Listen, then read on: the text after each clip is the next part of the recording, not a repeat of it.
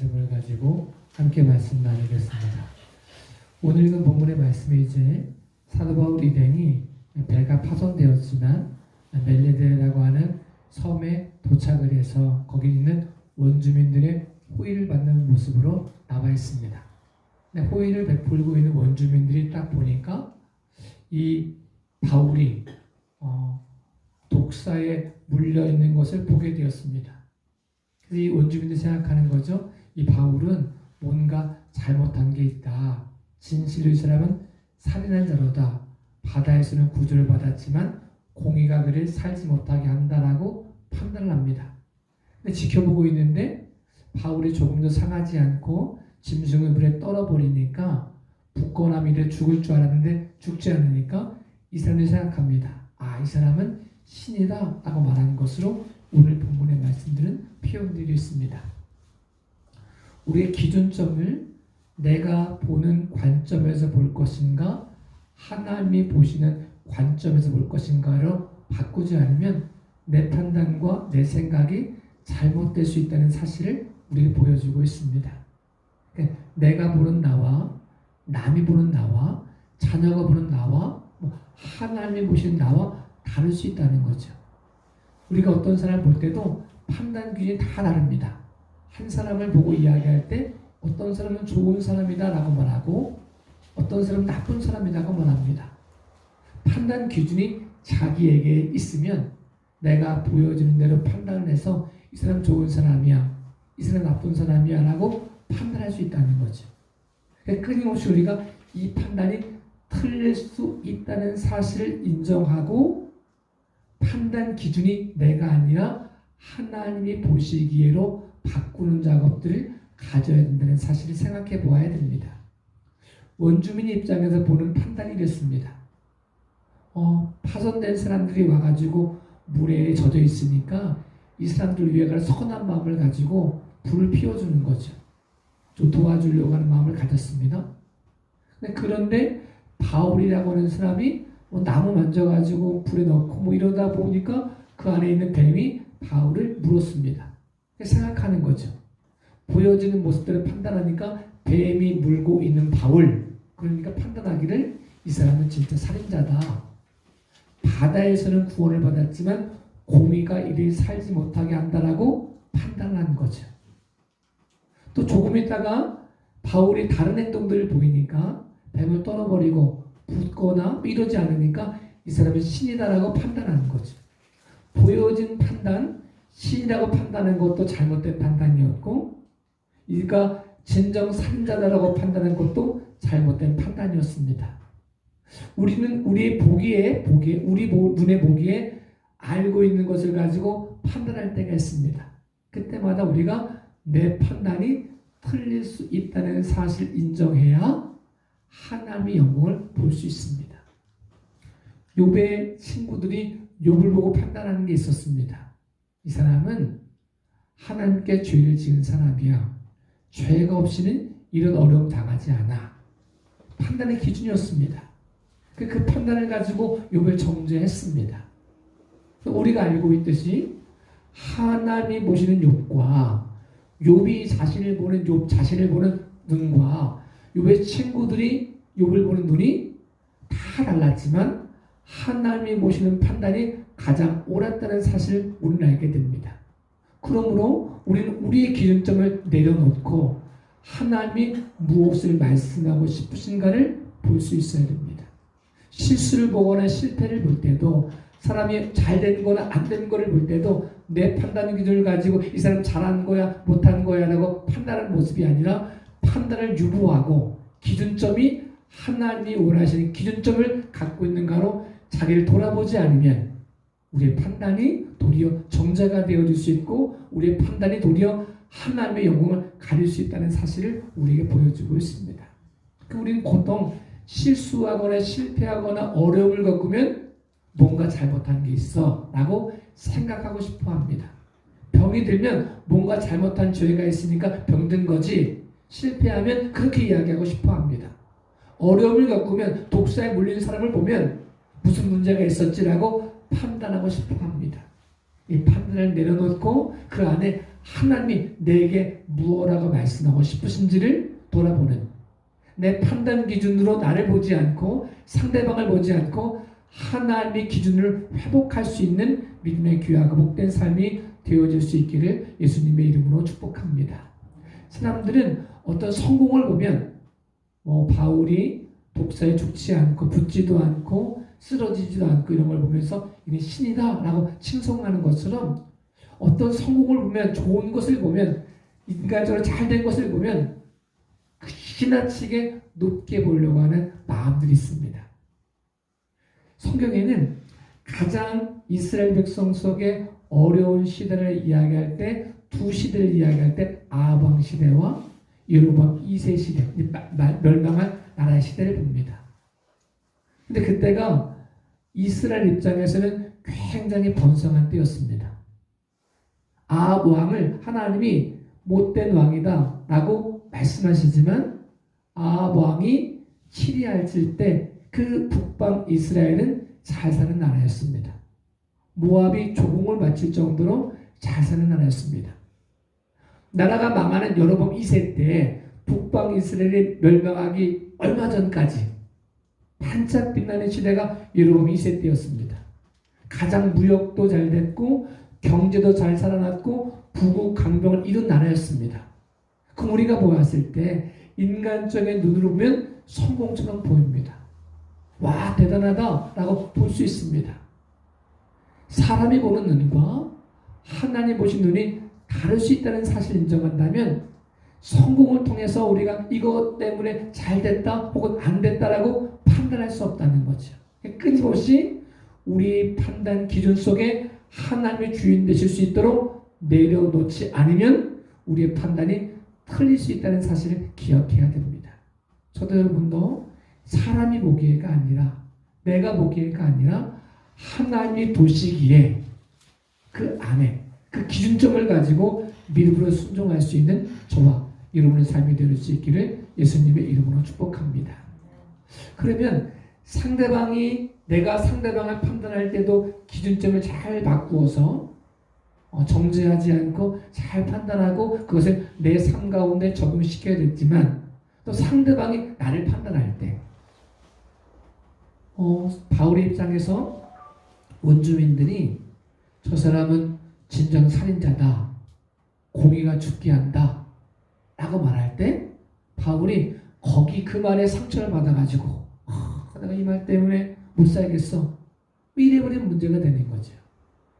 또 신처럼 막 받을 때 그렇지, 내가 좀 괜찮은 사람이지, 내가 다른 사람은 다르지 라고 생각하면서 자기를 높여도 문제가 생기는 거죠. 바울이 사람이 실패라고 말하는 비난 속에서도 의연할 수 있었고, 칭송, 신이라고 말하는 것 속에서도 그냥 거기에 마음을 빼앗기지 않을 수 있었던 이유가 있어야 된다는 거죠.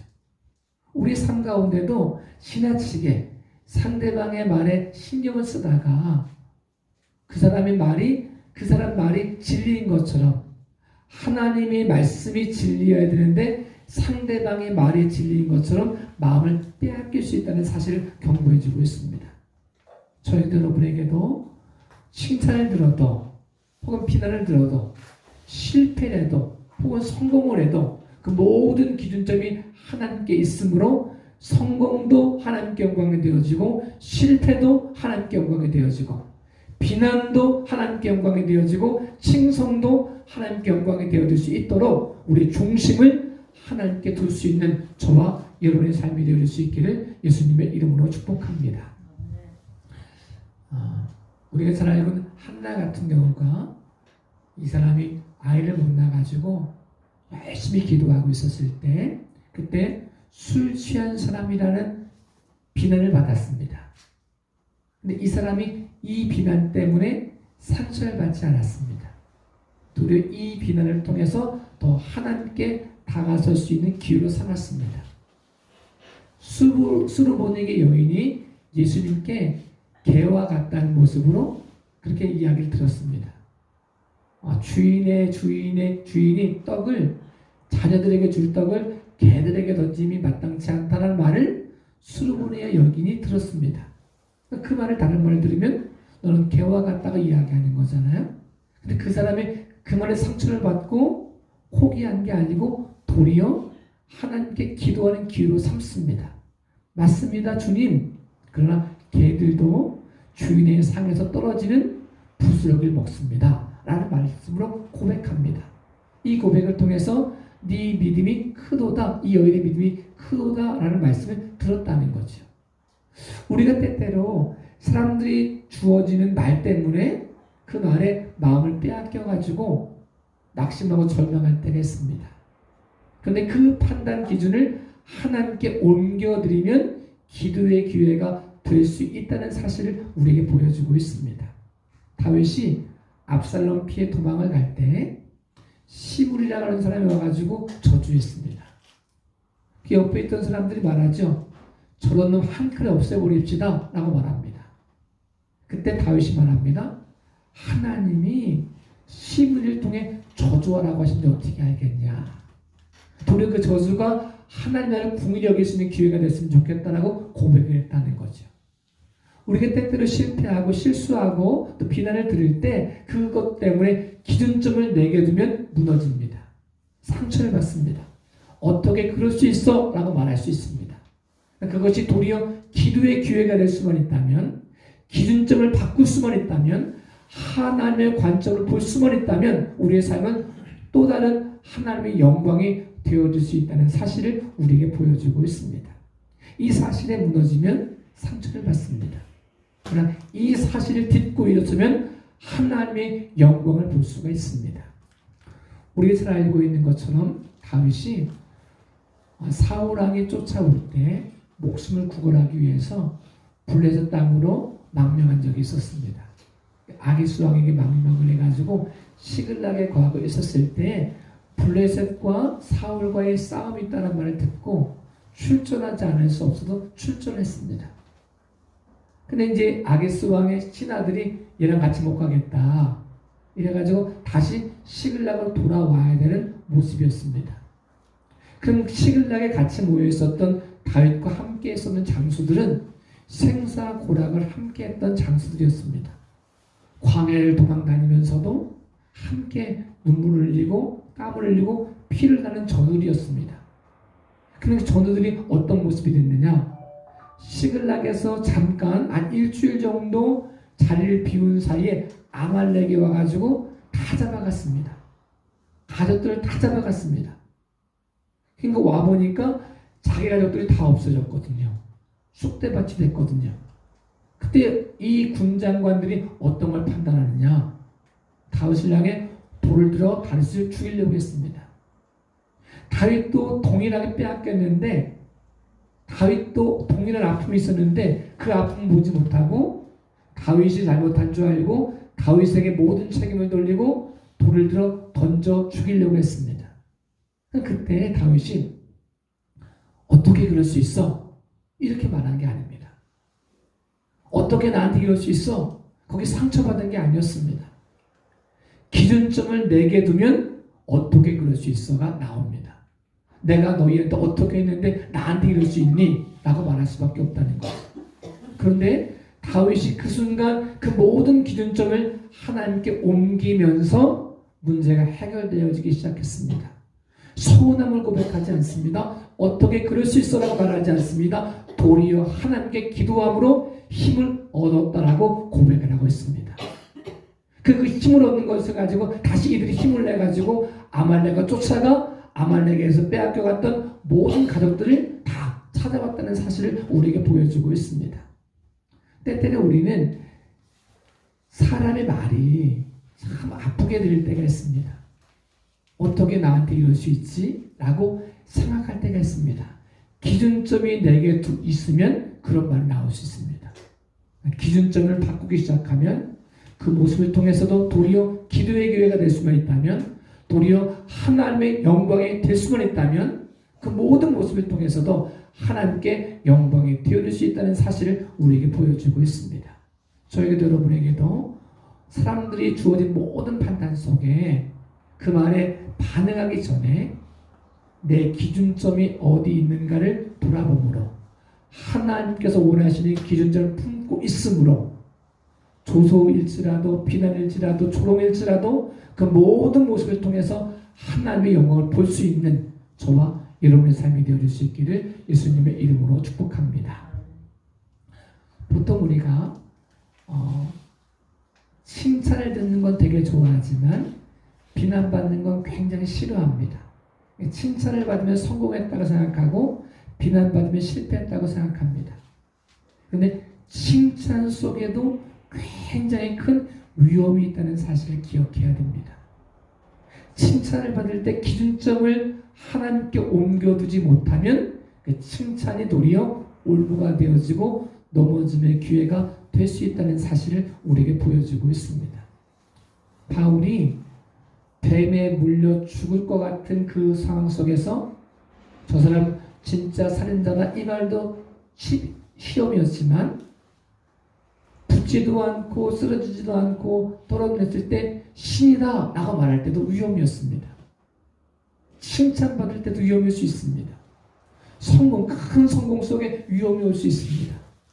근데 바울이 그 마음을 빼앗기지 않았다는 것처럼 내가 신이 아니다 라고 말했던 것처럼 끊임없이 어떤 사람이 칭찬할 때도 그 칭찬 속에 마음을 빼앗기지 않아야 하나님의 영광을 볼 수 있다는 사실을 우리에게 말씀해 주고 있습니다. 모세가 기도하는 모습을 가졌을 때 굉장히 그에게 하나님이 영광을 보여주신 적이 참 많이 있었습니다. 특별히 40일 동안 기도하고 오니까 그 얼굴에 광채가 났습니다. 사람들이 그 얼굴을 쳐다보지도 못했습니다. 와 대단하다 라는 칭송하는 마음들을 가졌습니다. 어쩌면 그들 마음속에는 정말 모세는 하나님 같아. 하나님의 대언자야. 저런 지도자 없어. 이런 칭송이 있었을 겁니다. 근데 그때 만약 모세가 그 칭송 속에 칭찬 속에 기준점을 옮겨가지고 자기를 바라고 그래 난 괜찮은 사람이지 내가 제대로 다른 사람이지 내 성공이 이래서 된 거지 라고 기준점을 바꿔서 마음을 잃어버렸다면 그는 무너졌을 것입니다. 그래서 모세가 끝까지 무너지지 않을 수 있었던 이유가 뭐냐? 그 칭찬받을 때 얼굴에 빛이 날 때 그 빛에 사람들이 주목하고 있을 때 사람을 주목할 때 자기를 주목할 때 너 대단한 사람이다 라고 이야기할 때 기준점을 옮겨놓는 거죠. 얼굴을 가렸습니다. 수건으로 얼굴을 가렸습니다. 자기를 보지 못하게 하고 보지 말라고 하고 하나님을 보게 했습니다. 칭찬의 근원이 내가 아니라 성공의 근원이 내가 아니라 내가 신이 아니라 내가 어떤 걸 잘해서 그렇게 된 것이 아니라 하나님이 하셨다는 사실을 보여주는 삶을 살았습니다. 우리가 믿음으로 산다는 사실은 실패할 때도 굉장히 어렵지만 큰 성공, 감당하지 못할 성공을 받을 때도 위기라는 사실을 기억해야 됩니다. 남들이 조롱할 때도 비난할 때도 위기일 수 있지만 남들이 너 대단하구나 너 같은 사람 없어라고 칭찬할 때도 위기라는 사실을 기억해야 됩니다. 끊임없이 비난 속에서도 내 기준점을 하나님께 바꾸고 비난이 한 칭찬 속에서도 기준점을 하나님께 바꿀 수 있어야 그래야 우리의 삶이 변화될 수 있다는 사실을 우리에게 보여주고 있습니다. 저와 여러분의 삶 가운데 기준점이 어디에 있는가를 돌아보셨으면 좋겠습니다. 남들이 비난할 때 왜 마음의 상처를 받는가? 다른 말로 하면 기준점이 어디 있는가? 또 다른 사람이 칭찬할 때 우쭐한 마음이 생겼다면 왜 그러고 있는가? 기준점이 어디 있는가를 돌아보면 비난 속에서도 낙심할 이유가 없고 칭찬 속에서도 우쭐할 이유가 없다는 사실을 알게 됩니다. 그리고 다른 사람을 볼 때 실망했어, 기대했어 이런 말을 하지 않아도 된다는 사실을 볼 수 있습니다. 내가 보여준 눈에는 잘한 것처럼 보일 수 있지만 하나님 보시기엔 아닐 수 있습니다. 내가 보기에는 아닌 것 같지만 하나님 보시기엔 옳은 게 있을 수 있습니다. 내가 이것 때문에 안 된다고 말했지만 도리어 하나님 보시기에 그것 때문에 되어진 것이 있을 수 있습니다. 우리 생각에는 이것 때문에 된 것 같지만 하나님 보시기에 그것 때문에 무너짐의 기회가 될 수 있다는 사실도 경고해주고 있습니다. 그러므로 끊임없이 우리 기준점을 확인할 수 있는 믿음의 귀하고 복된 삶이 되어질 수 있기를 예수님의 이름으로 축복합니다.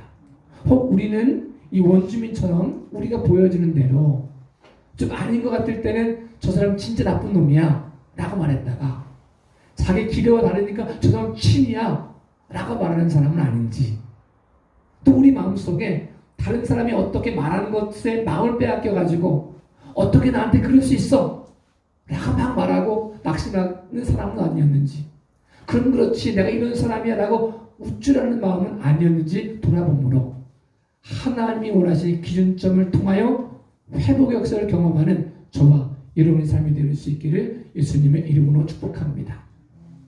그럼 우리가 정확한 판단, 정확한 기준점을 갖기 위해서 어떻게 해야 되는가를 생각해 보아야 됩니다. 기준점이 흔들리기 시작하면 판단 기준이 달라집니다. 우리가 국가적인 어려움을 겪을 때, 정치를 볼 때 이렇게 말했다가 입장이 바뀌면 또 이렇게 말하는 것을 보게 됩니다. 그때는 이게 정의였는데 지금 이게 정의다라고 말하는 것들 보게 되고 실망은 합니다. 근데 정치만 그런 게 아닙니다. 우리도 마찬가지로 계속 기준점을 바꿔버립니다. 자기중심적으로 내가 편한 대로 이기적으로 내게 유익되는 것을 가지고 계속 기준점을 바꿔버리면 문제가 생긴다는 거죠. 끊임없이 우리가 기준점을 하나님께 두르기 위해서 변하지 않는 말씀을 기준으로 삼아야 우리가 정확한 판단을 가지고 믿음으로 순종하는 삶을 살아갈 수 있다는 사실을 말씀해 주고 있습니다. 그래서 우리가 말씀 읽어야 됩니다. 설교 듣는 것도 굉장히 중요하지만 말씀, 변하지 않는 말씀에 근거하는 게 굉장히 중요합니다. 요즘에 TV만 틀면 설교가 하루에 몇 편씩 나옵니다. 유튜브만 틀면 유명한 목사님들이 나와 설교를 합니다. 취사 선택해가지고 이분은 나한테 맞아, 이분 나한테 안 맞아, 이번엔 나한테 은혜가 되네, 이번엔 나한테 은혜가 안 돼, 이렇게 판단할 수 있다는 거죠. 물론 그게 좋다 나쁘다라고 말할 수 없지만 더 중요한 것은 목사의 설교보다 원석되어진 하나님 말씀을 읽고 묵상하고 그 말씀이 살아있고 운동력 있는 모습으로 내 심령을 쪼갤 수 있도록 나를 내어놓지 않으면, 우리 기준점이 흔들려 버리면, 어제의 기준과 오늘의 기준이 달라버리면 문제가 생길 수 있다는 사실을 우리에게 말씀해 주고 있습니다.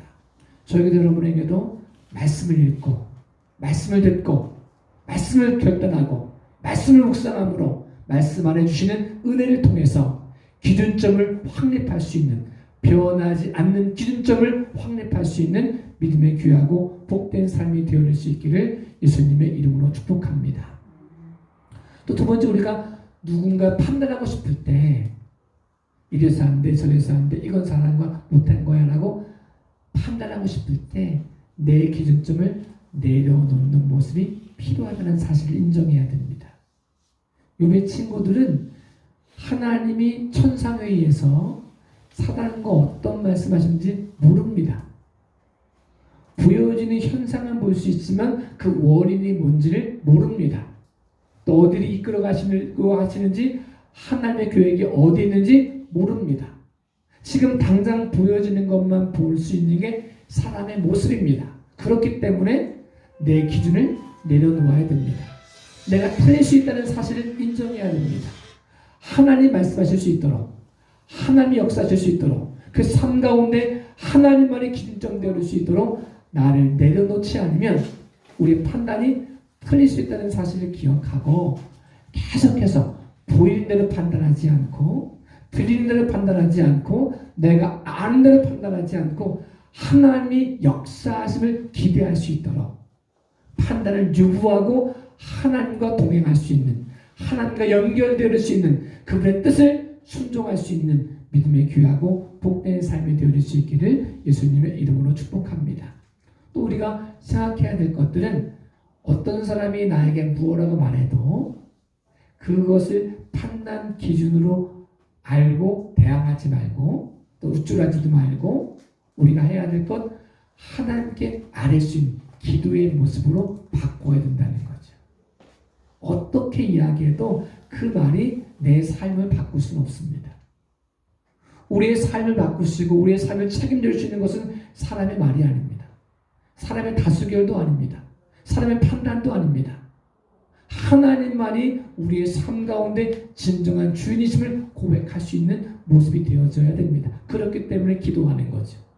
사람의 말에 상처받았다가 말하기 전에 내가 기도하지 못한 나를 돌아보고 회개하지 못한 나를 돌아보고 하나님을 신뢰하지 못한 나를 돌아보고 기도의 기회로 삼을 수 있어야 기준점이 바뀌어질 수 있고 그 바뀌어진 기준점은 우리에게 생명이 되어진다는 사실을 우리에게 보여주고 있습니다. 저희들 여러분의 삶 가운데도 수많은 일들 속에 우리가 믿음으로 고백할 수 있는 단 하나, 하나님께 기도할 수 있는, 그분에게 우리의 뜻을 아뢰 수 있는 그 모든 모습을 통하여 하나님 영광을 볼 수 있는 믿음의 귀하고 복된 삶이 되어질 수 있기를 예수님의 이름으로 축복합니다. 마지막으로 우리는 결과에 굉장히 마음이 빼앗길 때가 있습니다. 사람의 말에 마음을 빼앗길 때가 있습니다. 사도 바울이 뱀에 물린 것도 결과가 아닙니다. 뱀에게서 죽지 않고 떨어버려서 신이라는 칭송을 받는 것도 결과가 아닙니다. 아직 과정입니다. 아직 끝나지 않았습니다. 성공도 끝이 아니고 실패도 끝이 아닙니다. 비난도 끝이 아니고 칭송도 끝이 아닙니다. 이 모든 것은 과정입니다. 하나님이 부르실 그날까지 우리는 과정입니다. 실패도 성공도 우리의 삶을 바꿀 수 있는 것이 아닙니다. 실패하면 아프고 성공하면 기분 좋을 수도 있지만 실패가 우리의 삶을 바꿀 수 없습니다. 성공이 우리의 삶을 바꿀 수 없습니다. 우리 삶 가운데 우리가 믿음으로 붙잡아야 될 사건은 성공도 아닙니다. 실패도 아닙니다. 사람의 판단도 아닙니다. 하나님을 붙잡아야 됩니다. 그분과 동행해야 됩니다. 그분 안에 거해야 됩니다. 그분의 영광 안에 거할 수 있을 때 우리의 삶 전체는 수많은 사건을 통해서 하나님께 다가설 수 있는 기회가 되어진다는 사실을 우리에게 말씀해 주고 있습니다. 저희들 여러분에게도 이 사건을 통하여 하나님께 영광이 되어지고 이 모든 모습을 통하여 주의 뜻을 이루어드릴 수 있는 믿음의 귀하고 복된 삶이 되어질 수 있기를 예수님의 이름으로 축복합니다. 기도하겠습니다.